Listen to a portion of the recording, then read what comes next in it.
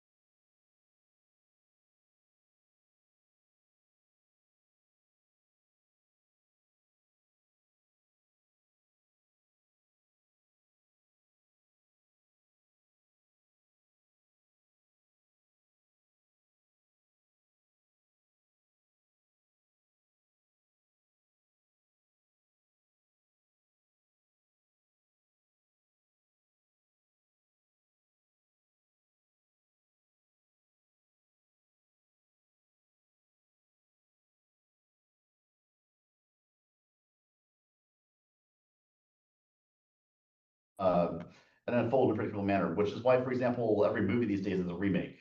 And the more capital you have, the greater your ability to do this. Capital begets capital, and those who have more capital are able to make larger bets and make those bets pay off more easily. So that leads to a vast concentration of wealth towards the top, a accumulation in which there's there's all this capital at the top, and you have this elite tier of capitalists who are still competing with each other. They still want to get ahead of each other, but also collaborating in maintaining this system of accumulation, what David Harvey calls accumulation through dispossession, where they're competing to appropriate from the commons and to dispossess this underclass of workers, peasants, and the like. This, of course, leads to a lot of dissent, and you have the rise of labor movements who organize for better wages and working conditions.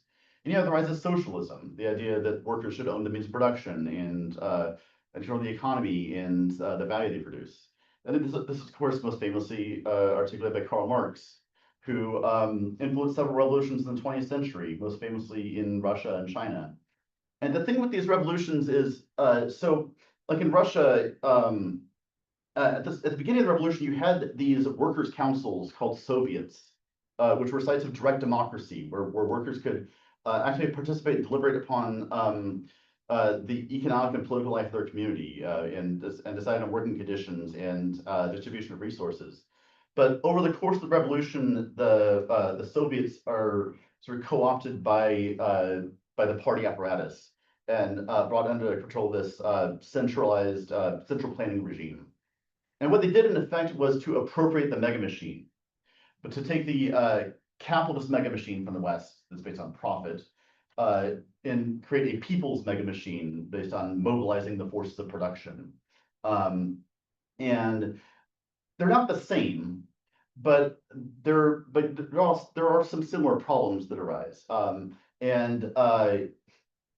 And you encounter a lot of the same problems with central planning under the Soviet regime that you get with the central planning of someone like Robert Moses in these big planners, such as you end up destabilizing the commons, upsetting this like synergy, this communal conviviality that's central to the commons. So the problem with central planning is not the planning aspect of it, as neoclassical economists might have you believe. It's the centralized aspect of it.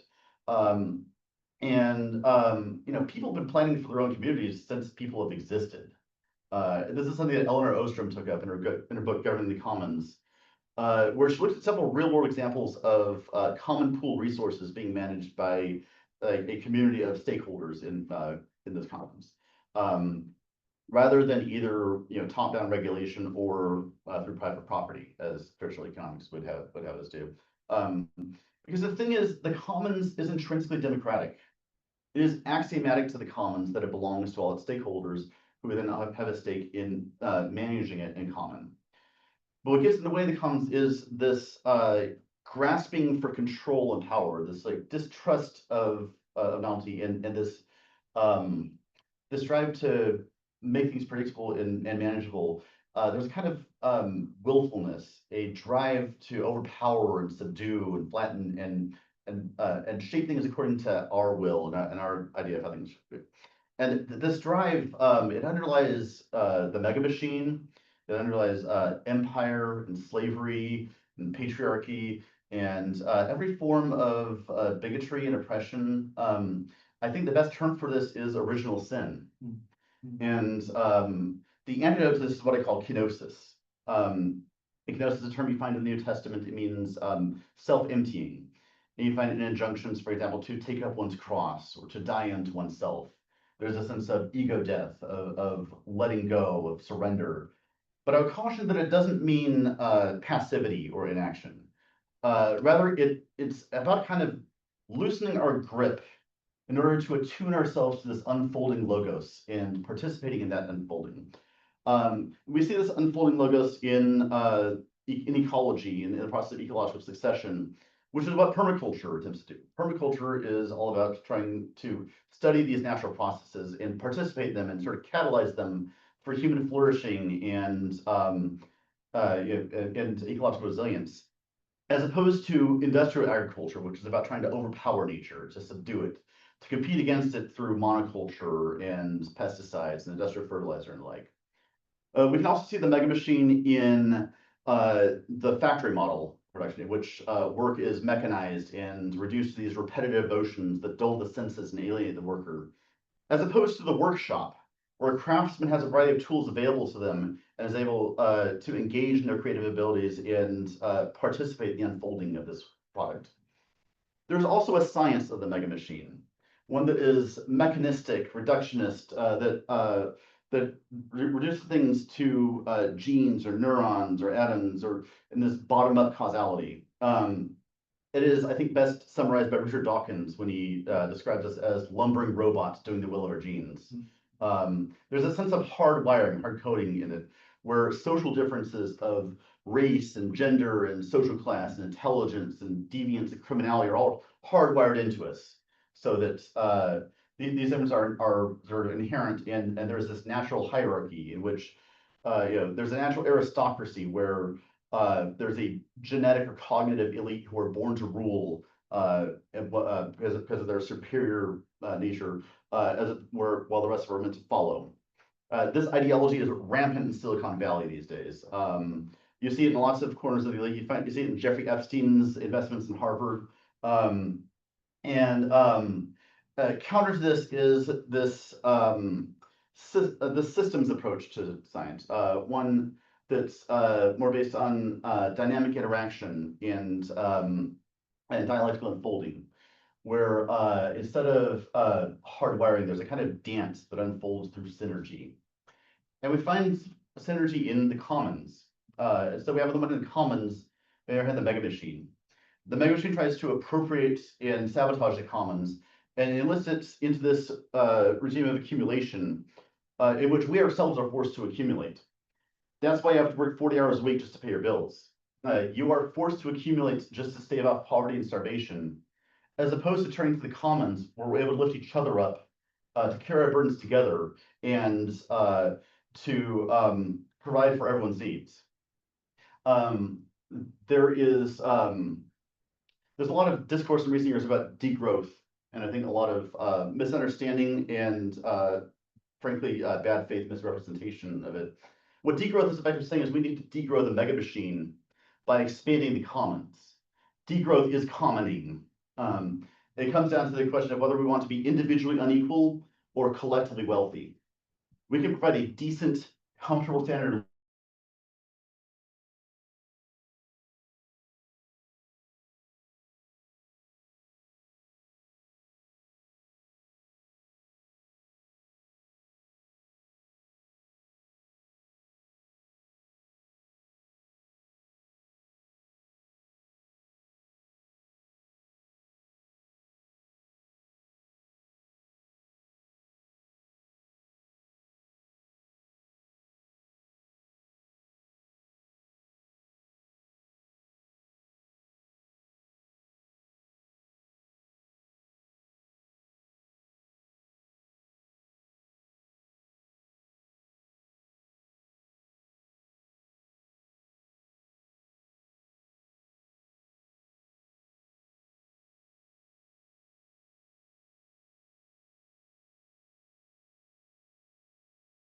Thanks, Jonathan. All right. Sorry about the Wi-Fi interruptions. I think we should be good now.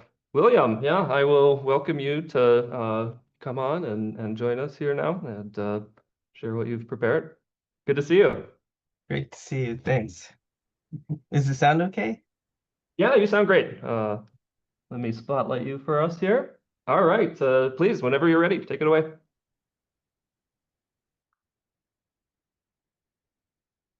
Hey, so thank you for having me here.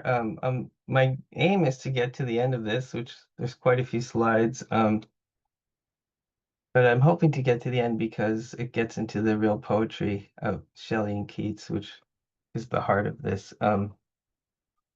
And I think just for the record, I should state as clearly as I can from the start that what I'm trying to talk about is poesis as a kind of ecological activity that happens in the brain, in the mind, that modernity has kind of curbed, and the romantic reaction to that, and how important it was to Whitehead, really important. So I start with a quote from Blake, he who sees the infinite in all things sees God, he who sees the ratio only sees himself only. This is an important quote to me because I think it captures this notion of circumscription, or this optics of finitude, which modernity has kind of imposed on us, and made it difficult to experience something truly ecological. And so that's the question, like, if we want to have an ecological civilization, it seems like that's important, having those modes of attention open to us. Is it too late to reactivate those? One of the problems we confront is that I'm calling it the haptic, that mode of attention. It seems romantic, and romantic often gets coded as quietist. Rather than this extraordinary reactivation of our modes of attention, it gets kind of disparaged. Whitehead goes into this a lot with his discussion of the sensationalist doctrine, a kind of modern epistemic regime that limits sensation to mere perception. He's adamant that this is a gross error. A sensation is finer and more primary than perception. So in the modern doctrine, sensation is miscast as this optic mode in ways that actually bar the haptic.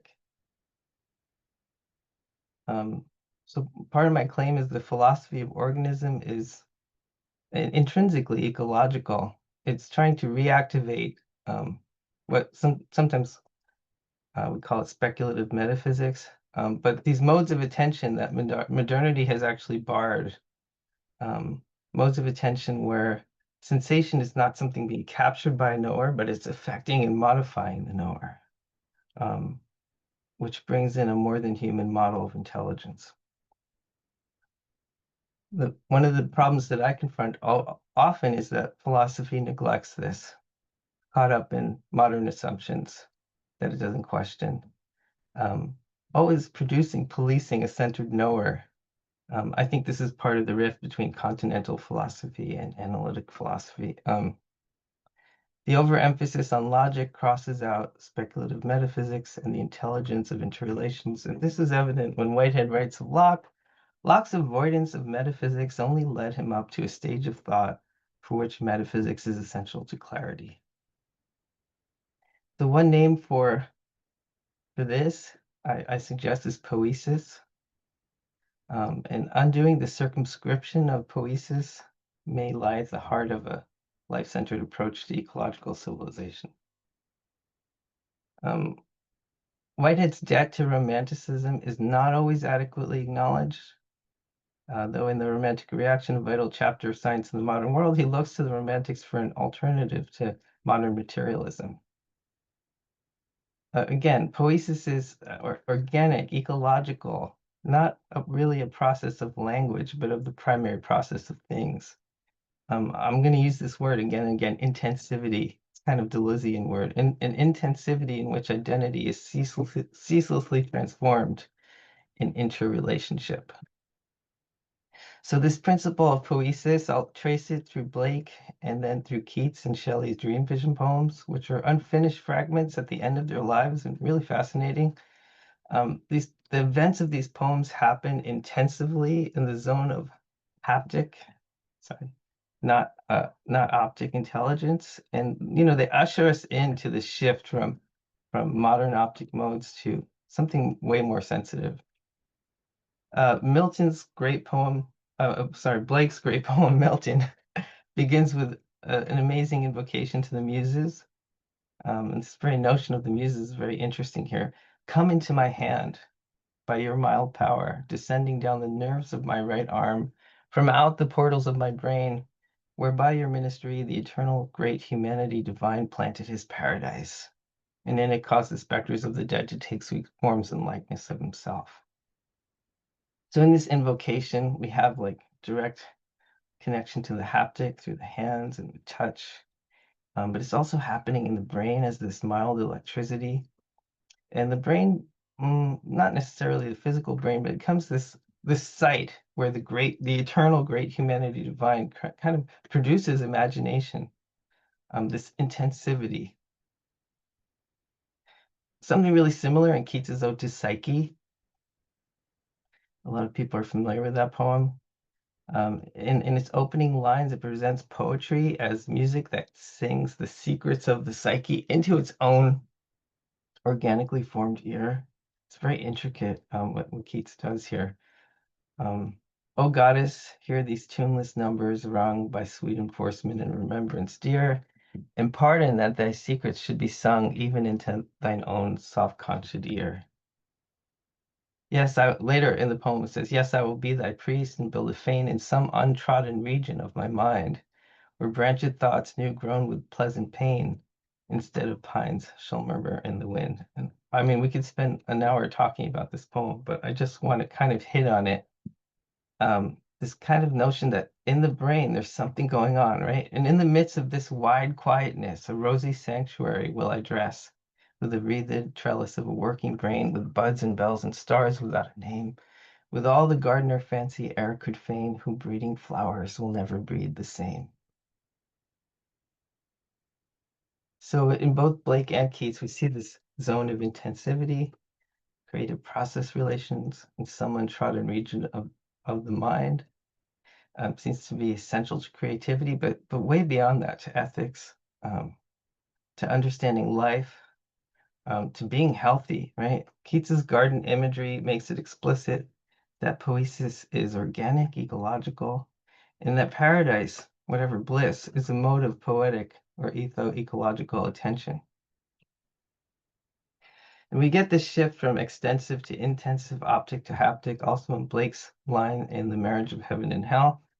I won't read the whole thing, but I've highlighted the main line. The whole passage is amazing, very famous too. This will come to pass by an improvement of sensual enjoyment. And what he's trying to do in this poem is break down the optic mode, the ratio that modernity has gotten stuck in. Open up the haptic.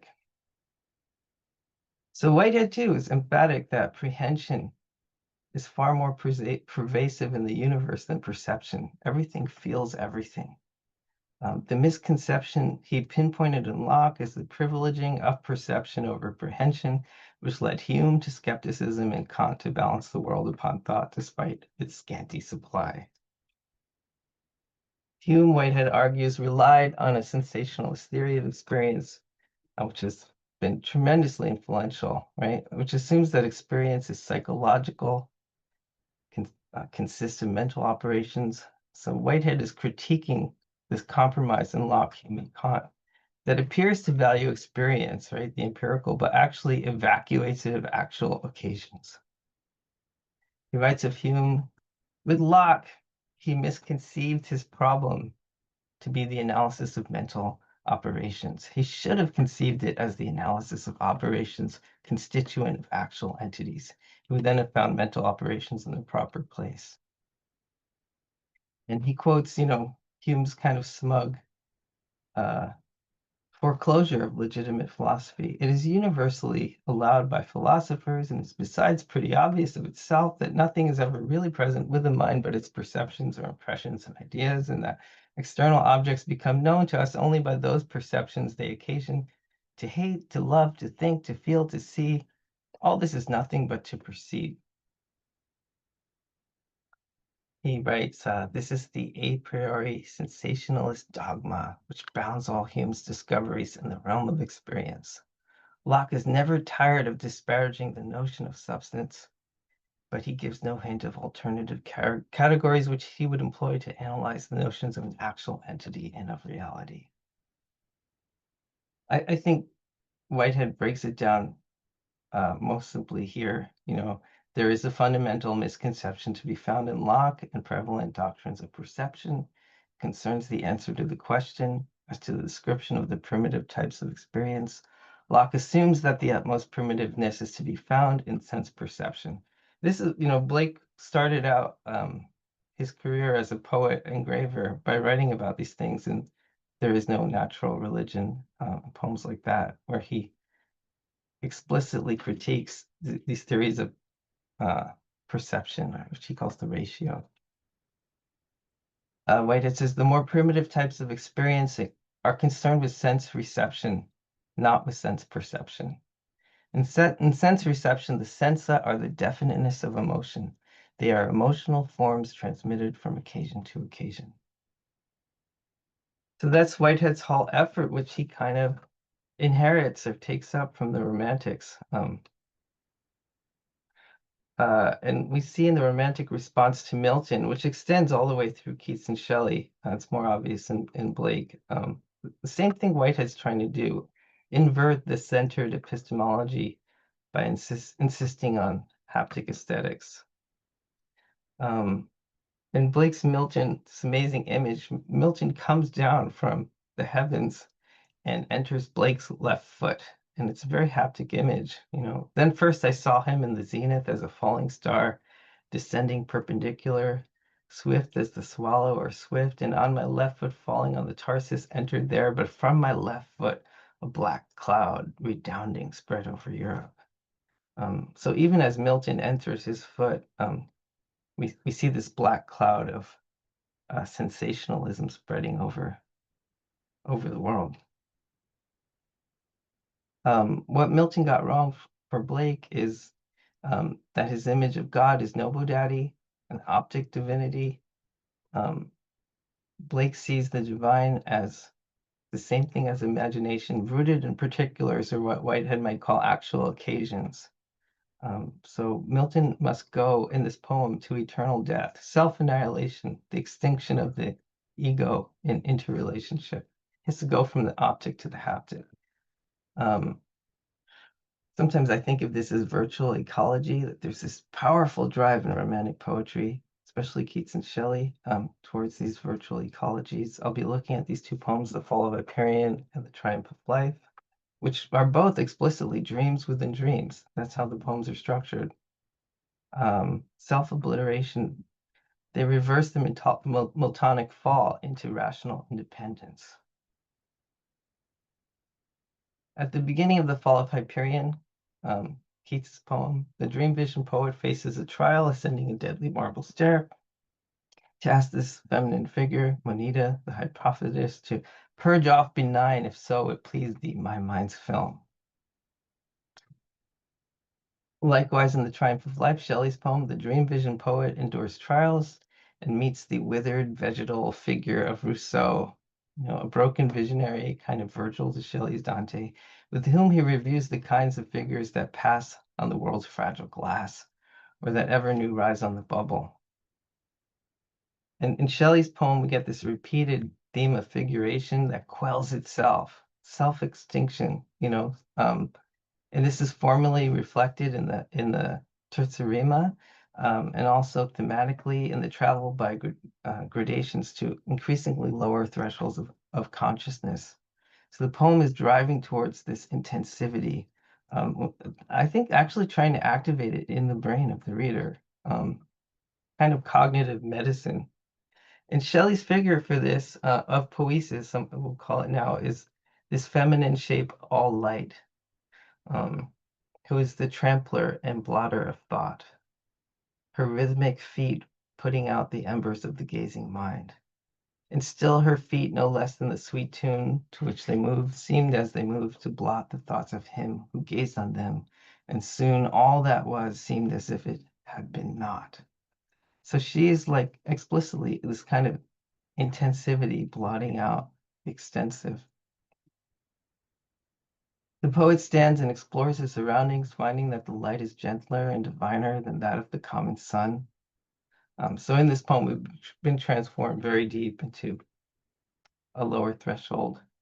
The place is filled with many sounds woven into one oblivious melody. Again, an explicit figure of poesis. The light of the morning sun fills the cavern, casting on the waters or vibrating floor of the fountain a dance of sun motes so brilliant that it seems a fountain of light, or a shape all light, flinging dew on the earth as if she were the dawn. This figure of dawn becomes identified with poesis, with the sweet oblivious melody, her invisible rain transmitting silver music. There stood amid the sun, as he amid the blaze of his own glory, on the vibrating floor of the fountain, paved with flashing rays, a shape all light, which with one hand did fling dew on the earth, as if she were the dawn whose invisible rain forever seemed to sing a silver music on the mossy lawn, and still before her on the dusky grass, Iris her many-colored scarf had drawn. Rousseau finds that this figure bears a drug of forgetfulness, or a balm for sorrow. In her right hand she bore a crystal glass, mantling with bright nepenthe. Well, similarly, in Keats's poem, the female figure Moneta grants the poet dreamer a vision that makes his brain burn in an intense access of more than human memory. Both Dawn's balm and Moneta's vision of woe, too huge for mortal tongue, can be read as figures for poetry and the intensive vision it activates. Casting fierce splendor, dawn glides, almost hovering above the river, again becoming a figure of poesis, and her feet ever to the ceaseless song of leaves and winds and waves and birds and bees, and falling drops moved in a measure new, and still her feet, no less than the sweet tune to which they moved, seemed as they moved to blot the thoughts of him who gazed on them. And soon all that was seemed as if it had been not, as if the gazer's mind was strewn beneath her feet like embers, and she, thought by thought, tramples its fires into the dust of death, as day upon the threshold of the east treads out the lamps of night, until the breath of darkness reillumines even the least of heaven's living eyes. Like day she came, making the night a dream. Rousseau calls out to this figure, and ere she ceased to move, as one between desire and shame suspended, I said, if, as it does seem, thou comest from the realm without a name, into this valley of perpetual dream, show whence I came and where I am and why. Pass not away upon the passing stream. So just as in the Hyperion poems, the divine figure grants the poet dreamer an intensive vision within a vision. And this is what gets really intense here. Arise and quench thy thirst was her reply, and as a shut lily stricken by the wand of dewy morning's vital alchemy, I rose, and bending at her sweet command, touched with faint lips the cup she raised, and suddenly my brain became a sand. Where the first wave had more than half erased the track of deer on desert Labrador, whilst the fierce wolf from which they fled amazed leaves his stamp visibly upon the shore, until the second burst. So on my sight burst a new vision never seen before. So to conclude, these dream vision poems, they reactivate haptic experience, ecopoiesis, communion with life itself, which is anthropocentric moderns we've ecocidally bracketed and crossed out. The poet in Keats's Hyperion asks the last of the goddesses to purge off his mind's film, just as Rousseau in Shelley's Triumph of Life asks the feminine shape all light to show whence I came, where I am, and why. And both drink from cups offered by these figures, divine feminine, who grant a more intensive vision within the vision. In both poems, each event seems to blot out the preceding one as the intensive or haptic undoes the extensive. So we enter into actual occasions or die into life. If I have another minute, I can just conclude with this. Yeah, you have a few minutes. Okay, the price of entry is the ability to feel the world, or enter into felt interrelations that modern skepticism dismisses and devalues as, at best, the torture of the overly sensitive soul. So in the Fall of Hyperion, in order to drink this drink and have this vision, he first has to be willing to feel. The Manita tells him, none can usurp this height, but those to whom the misery of the world are misery and will not let them rest.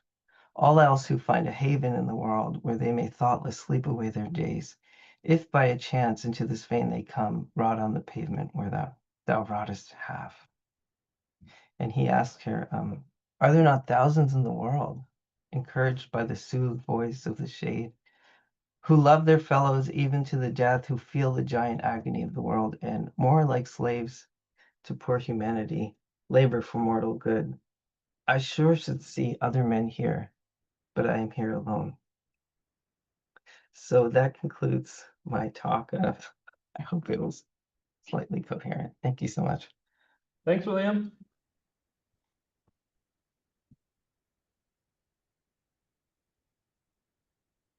All right.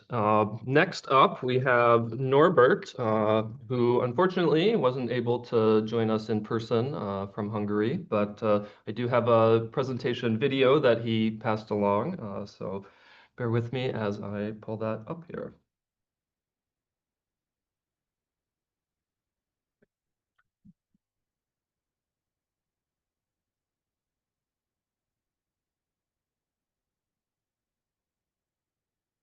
Welcome to the Claremont Eco Forum.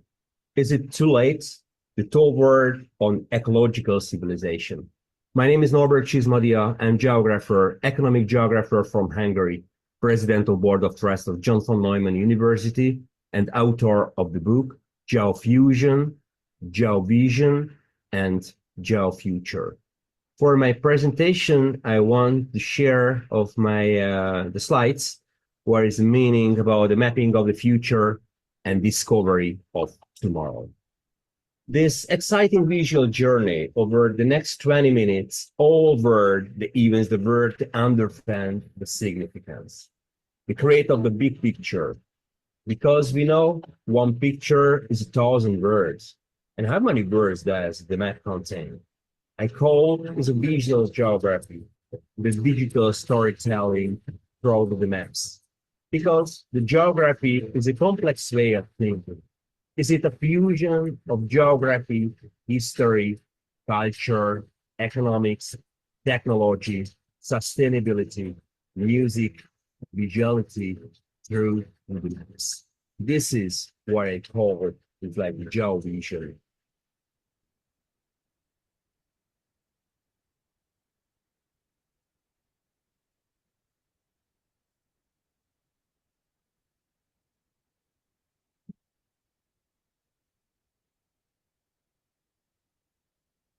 I want to start with my two books. The first about geovision, the sustainability, and Eurasia, and the other one is a new one about the geofuture, is a big picture, the synthesis of geopolitics and the geography.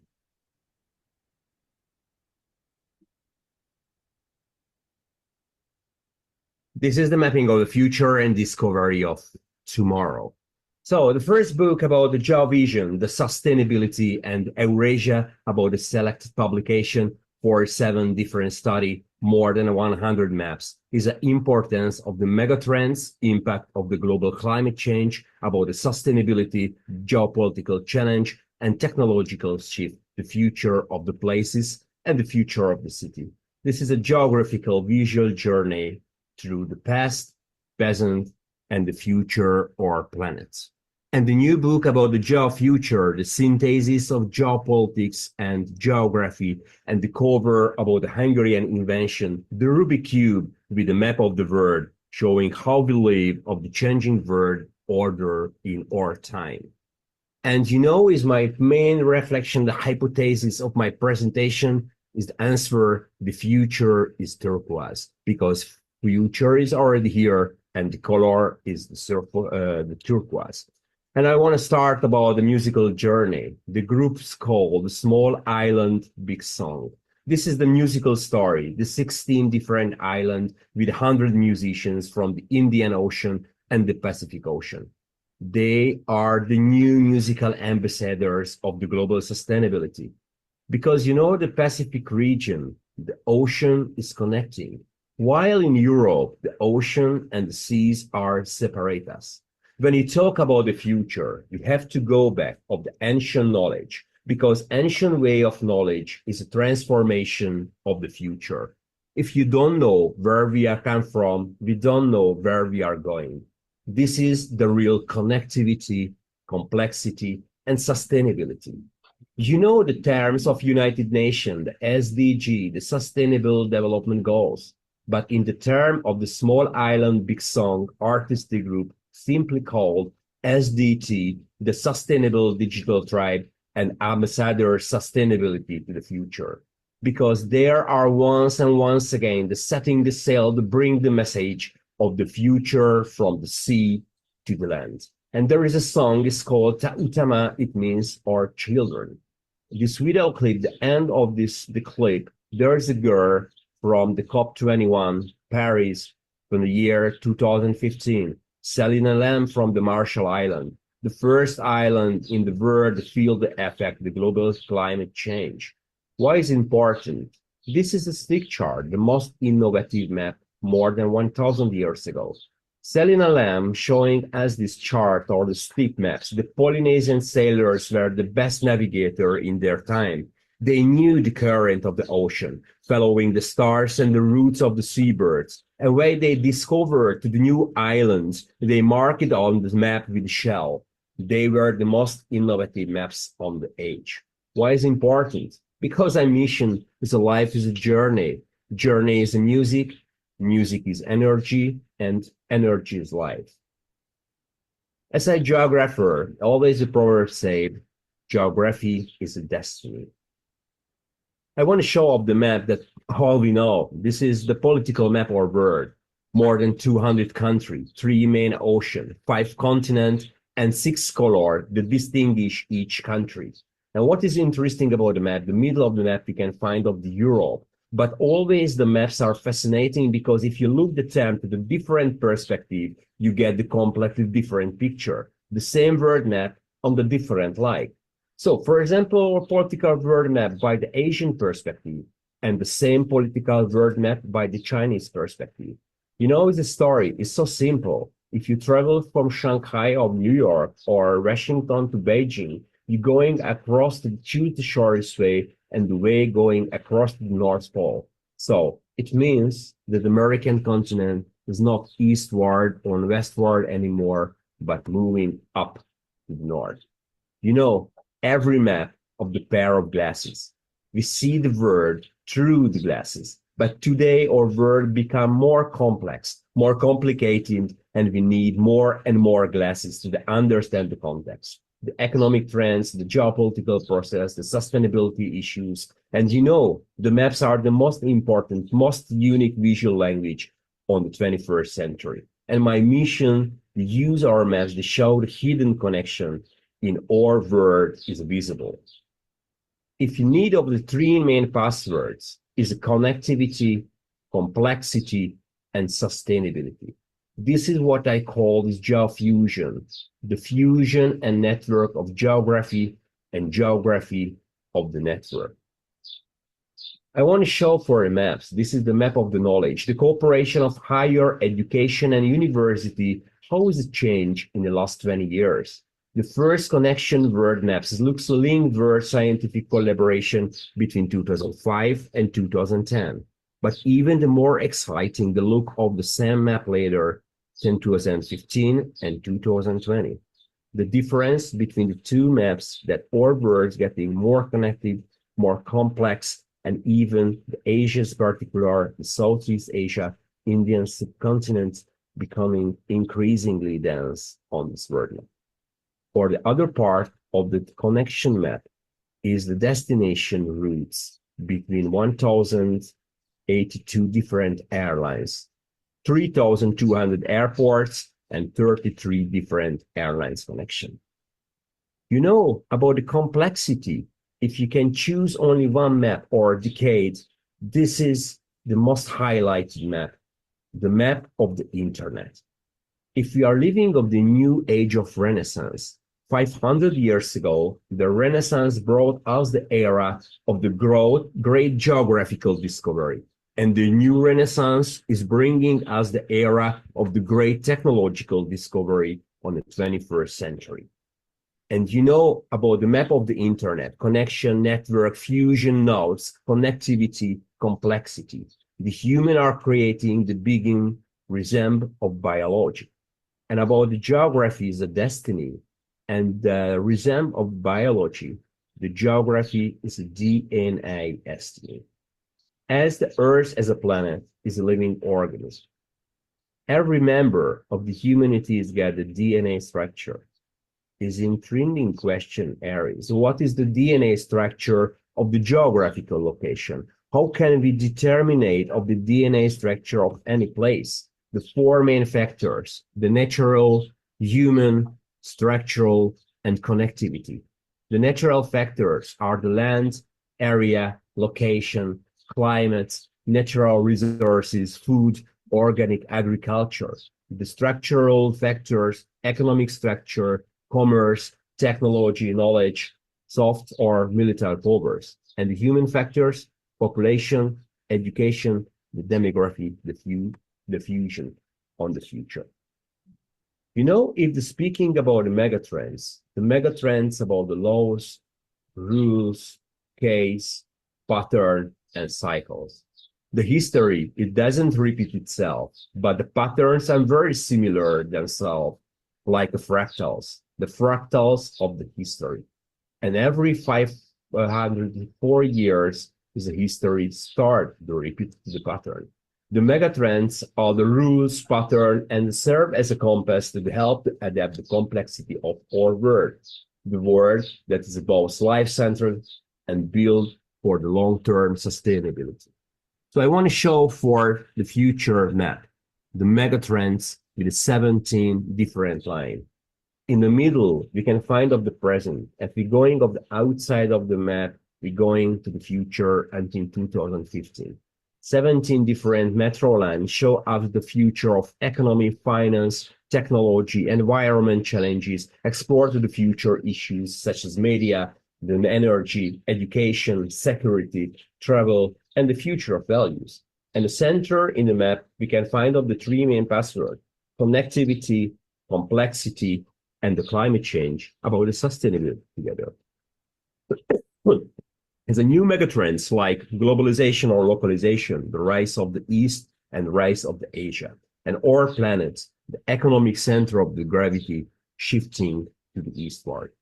Or the other megatrend chart with the 5 main pillars is the future of bio-age, the symbiocene, so about the biology and anthropology's fusion together, the multipolar world order, the super challenge of the geopolitical future, the demographic shift, and the mirror world.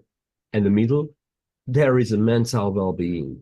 You know what the most important things, how can we change our way of thinking about the future? And the most important answer for sustainability, including of connectivity and complexity together. So in our journey, we are arrived in Singapore. Garden of the Bay is a super tree organization, the fusion of digital technological architecture, the fusion of nature and fusion of technology. 12 different trees, 700 different plant species, and more than 158,000 plants. Geography start resemble of the biology.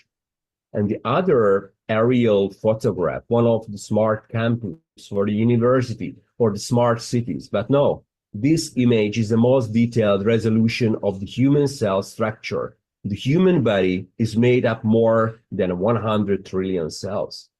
Or try to look these extraordinary maps, showing us the growth of the cities as the corals. If they were real, where the coral is growing, 1 centimeter per year, city is growing much more faster. Why is important? Because our world maps is not a statics anymore. We're living of the dynamic age. Our maps is start moving, is a digital, and is a dynamic specialized map showing of the gross biological output of our planet between 2001 and 2011. Translating how is our planet burst between January and December. And of course, the most important picture or decade is the climate street, the global climate challenge. And about the sustainability is always very important about the complexity, the holistic way, the future, the biosphere, the demography, economic together with the cities, energy, food, technology, population, and in our Earth.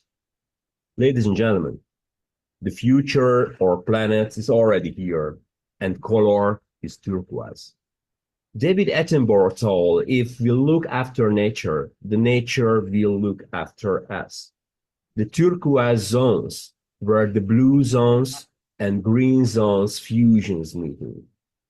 The turquoise, what is a symbolize the vitality, sustainability, and viability for the future.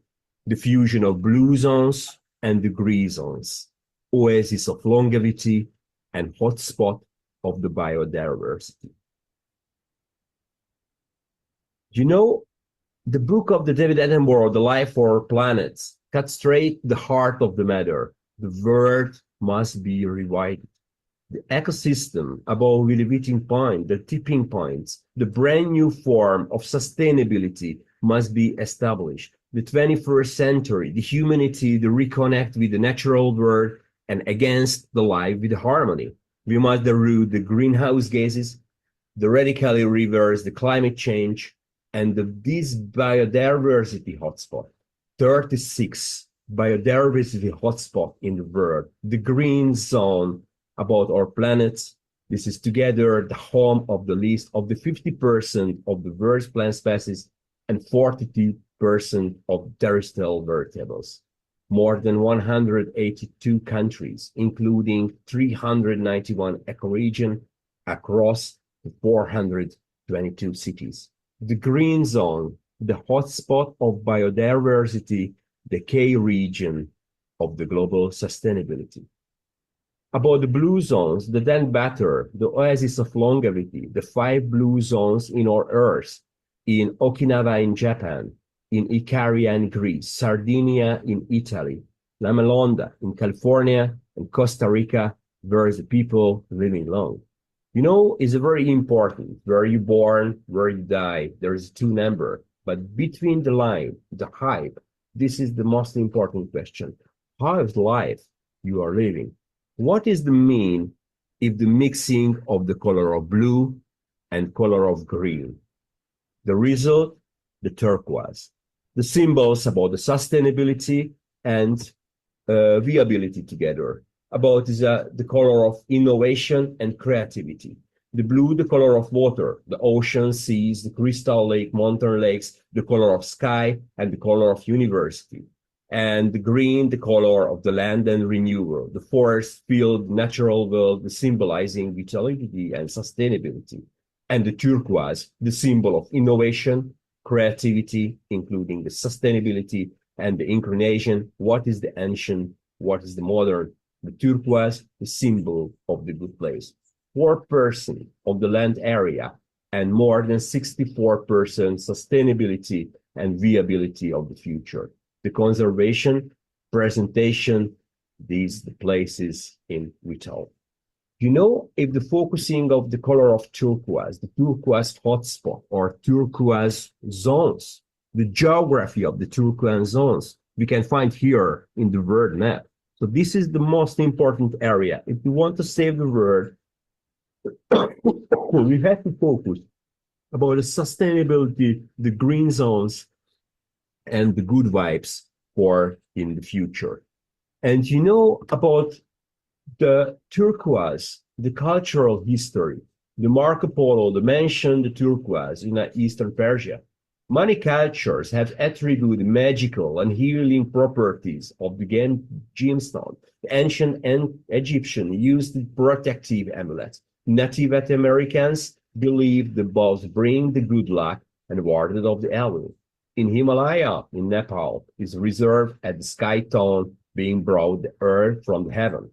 The turquoise, what is the content of the great culture and signification today. Many believe the healing and spiritual protect, believe the foster communication, emotional balance, creativity, spiritual growth. In some culture, turquoise coincide the symbol of loyalty and friendship. The turquoise zones are simultaneously the new creative forum for innovation, technology, sustainability of the art, imagination, work, pleasure, and the family life. The cornerstone, the competitiveness and viability is their vitality. And you know, if you are thinking about the types of the turquoise zones, there's 6 different types. The ancient places and the new global hotspot. The land and the water. The lifestyle cities and knowledge, talent hubs. And the symbol of the turquoise zones is the very, very strong and powerful symbol, the flower of the life. So some example about the turquoise zones. Ancient centers like Isfahan, Samarkand, Bukhara, Mazar-i-Sharif, the new global hubs, Los Angeles, San Francisco, New York, Istanbul, London, Singapore, Dubai, Seoul, or Paris. The lifestyle cities, the creative cities, the place of the digital nomads like Milan, Zurich, Shenzhen, Valencia, Perth, Melbourne, New Orleans, Austin, Georgetown, Ubud in Bali, Kyoto in Japan, Cusco in Peru, Genoa in Italy, and Chiang Mai in Thailand.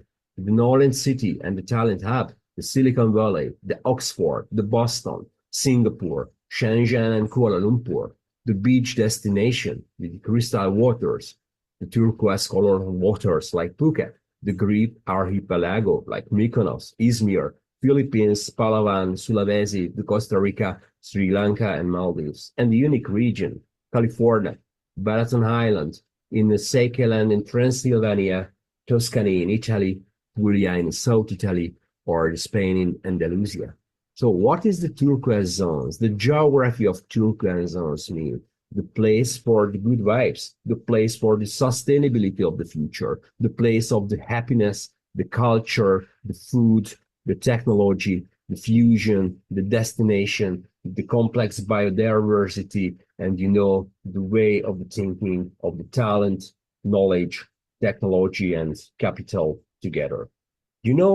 We are always looking of the formula of the future, the formula of the sustainability, the family and the job. But the more important is the nature, culture, future, is the safe for natural resources. The culture is a rich cultural tradition, and the future, what is the fusion of talent, technology, capital, and the knowledge together. So we are in a tipping point in history. This is our choice. In Anthropocene era started more than 50 years ago. So this is the greatest challenge for the humanity, all the world, which way we are choosing.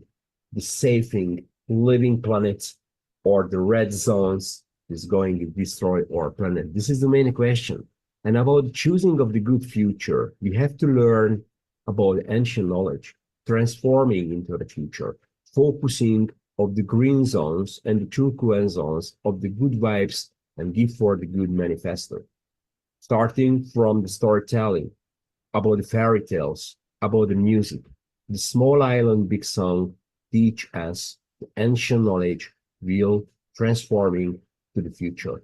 So, ladies and gentlemen, this is journey to finish here. Doesn't finish here because it will continue. But if you wonder what is the future looks like, you can follow my Geonomist homepage and the LinkedIn and the Facebook.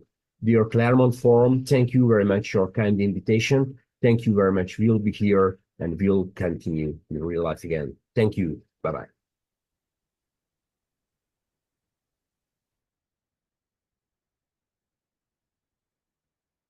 All right, thanks to Norbert for sending the video. And close out of the share, and I'll invite you back on the screen here, William. We'll get you up and move to our Q&A session. So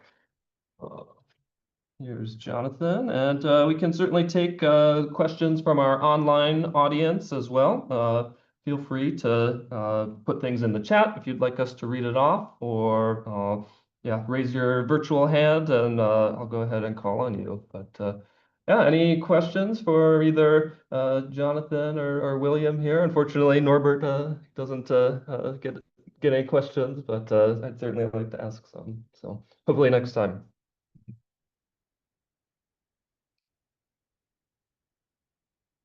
I have a question, if Mhm. you don't mind. Sure. You talk a lot about the commons. Mhm. Do you feel like we need the commons to stay static and keep them as protect them? Or do you think it's okay that we allow changes and allow them to reach an alternative steady state? Well, I think my point with the commons is that it is this center of in which creativity flows. It is yeah, this is something we co-create, and then that is actually and actually it's the commons is where creativity comes from. It's the mega machine that tries to capture that creativity and appropriate it for itself. So so yeah, I mean, the commons is that is our where we're attuned to this creative logos in which things is flow. So I think, yeah, commons and creativity go together, roughly for that. I was curious if you might, I thought, I guess I would invite you to sort of share where you both saw the interrelationship between poesis and kenosis, and then also the role of, I guess, dream visions in undermining the, and maybe primitive experience as well in undermining the mega machine, so to speak.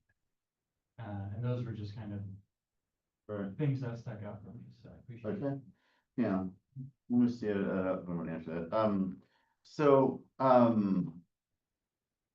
yeah, I certainly think that, so I know that, in Aboriginal culture, dream time is an essential part of their culture, and that, there's a sort of, connection between dream and movement that, and it's connected to like the ancestors and this like timeless time. So I guess I would say that, you know, the dream as this like mythic realm is where we connect to the commons of our common heritage, of our common inheritance from the past, of our ancestors, of those who came before us. So, and I think there's also, of course, a creative aspect of dreaming in which allows us to dream the future. I mentioned what Ernst Bloch called the principle of hope. I think, but for Bloch, he identifies an important role of utopias for us. Yeah, the things that that having the principle of hope is all about holding a kind of what he calls a concrete utopia, one that's based in the sort of concrete conditions, but allows us to perceive that novum, that potential for transformation. So the dream is both connecting us to the past and offering us a vision toward the future. Yeah, I can add to that. What I'm thinking of, and I really connect with what you're saying about the commons. I do think that when we're talking about commons, we can also think of what Stenger says about common sense and Whitehead's orientation towards common sense. It's really a making sense in common, which is kind of the meaning of poesis. Does it happen through logic? Not necessarily. Whitehead points to it being an openness to feeling everything. And that suggests, a flow of feeling through the universe.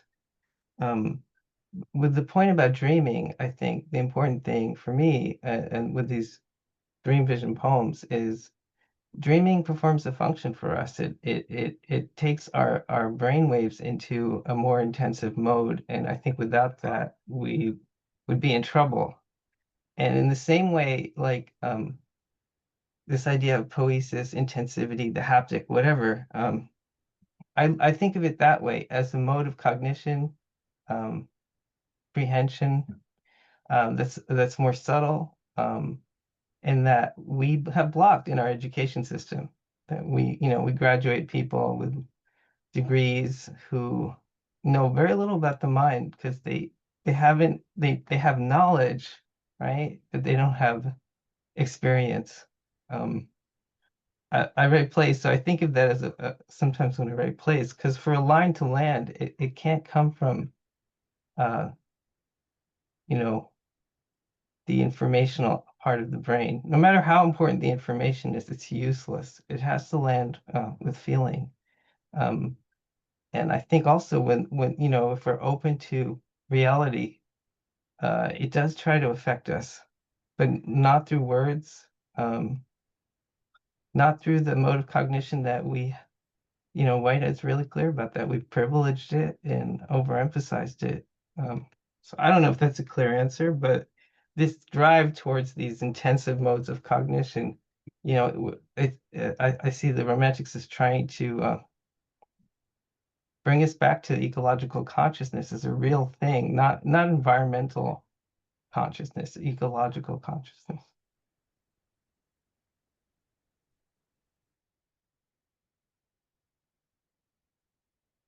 Yeah, I'd be interested to hear connections that the two of you might see between your topics here. Is there a way that the Romantics and Romanticism might be able to contribute in this yeah, kind of eco-spiritual quest against this machinic mode, and likewise for you, William, what's the kind of political and revolutionary sort of side to romantic thought?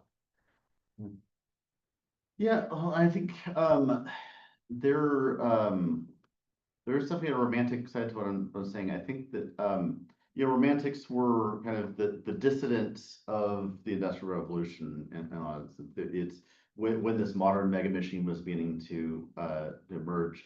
The romantics offered a different vision of nature, one of sacredness and relationality and belonging. And I think there were some issues with romanticism when it veered in the direction of things like nationalism, for example, which had consequences. But I do think there's the romantic imagination. I think is crucial for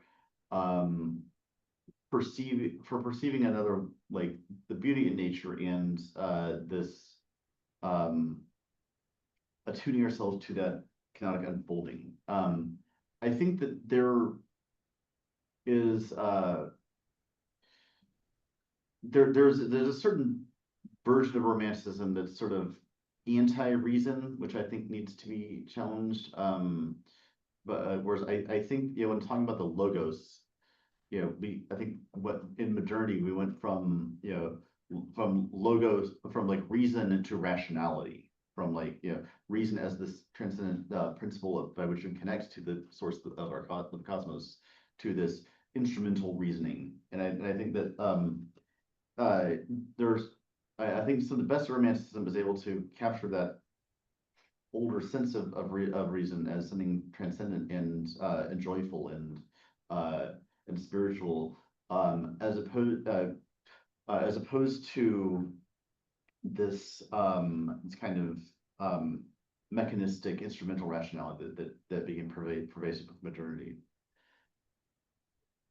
Yeah, I mean, the way I see it is that the romantics have been vastly misunderstood, and it's not surprising because the understanding is coming through the academy, and the academy is very committed, tacitly at least, to the modern doctrine, this sensationalist account of experience. And so, they challenge this epistemic regime that limits our modes of cognition. We've actually set a limit on our modes of attention and experience in the modern world. That's really radical, and no wonder we keep looking for the flaws. Whitehead really owes a massive debt to them, and he's open about that. So I think that they offer us this. It's a treasure trove of material that opens up for us a question: why do we reject this? Why is romanticism so objectionable? And what are they really about?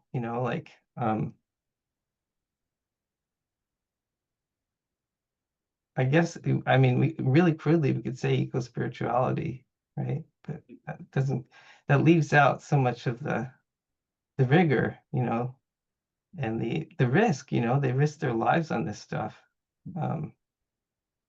I had a thesis advisor who said, "So what do you want us to do, William? Hand out romantic poetry as therapy?"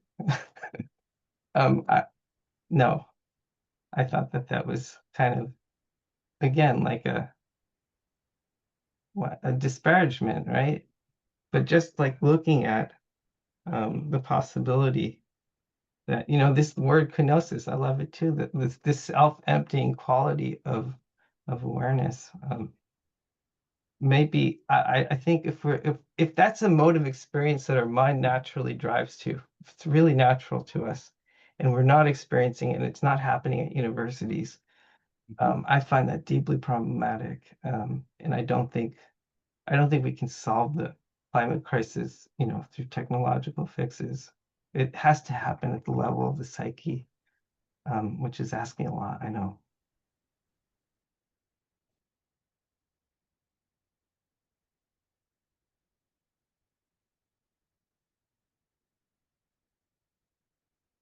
Did either of you have, I'm curious if any of you had thoughts on the turquoise zones and if there was anything that you saw was missing or needed to be compensated for, or if it was, the beautiful vision you both have in different ways, or how you felt about that.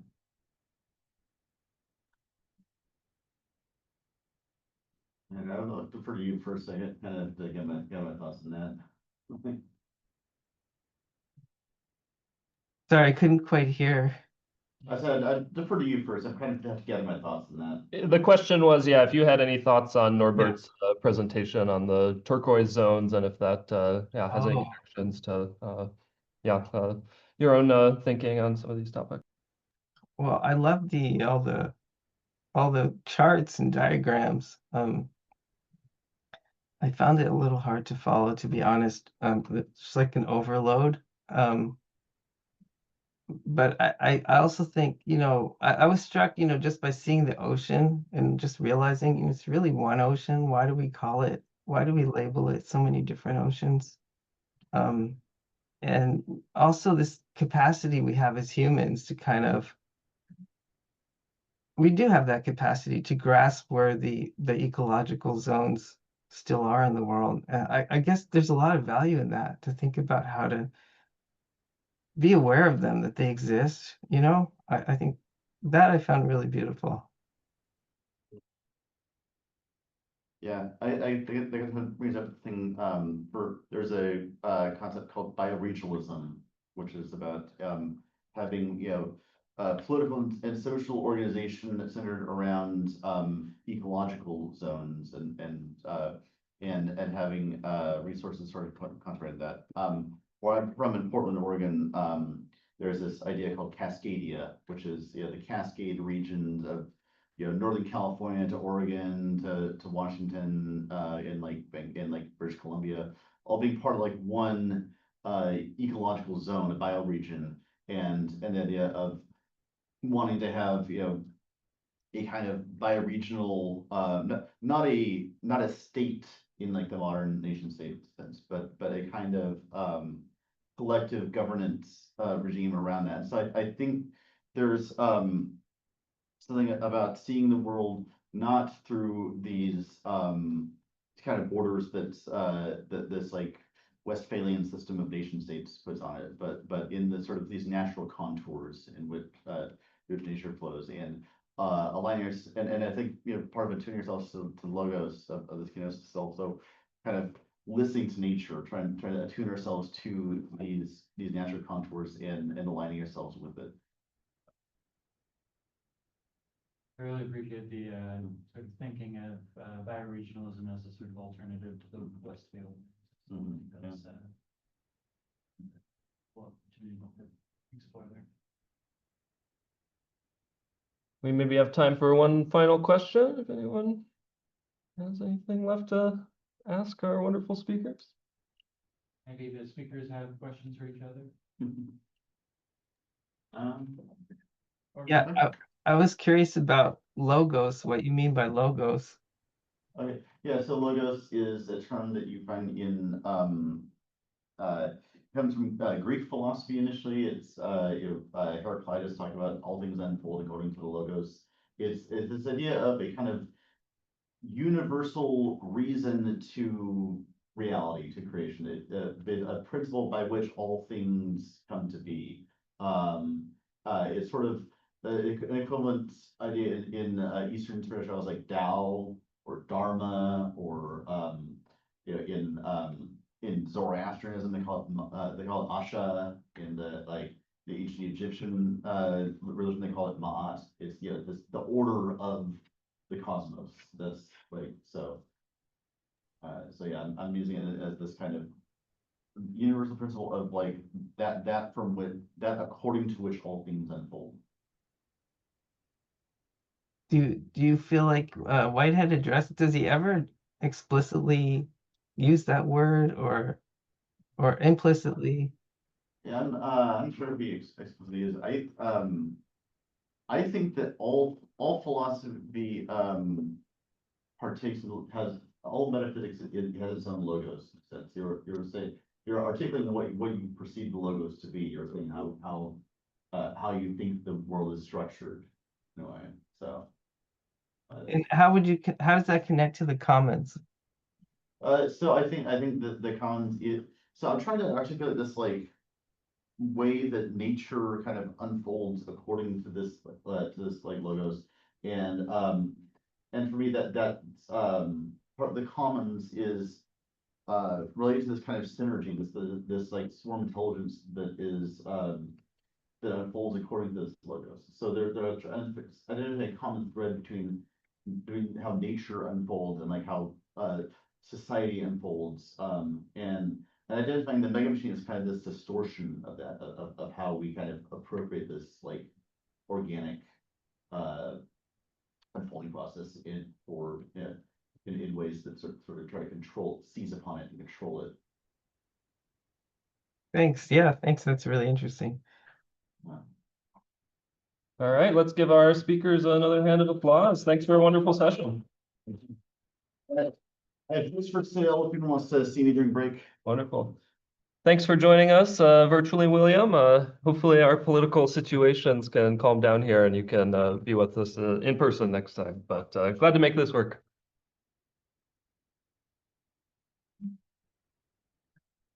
Oh, sorry. Thanks so much. Thank you. Yeah. Take care. So where is William?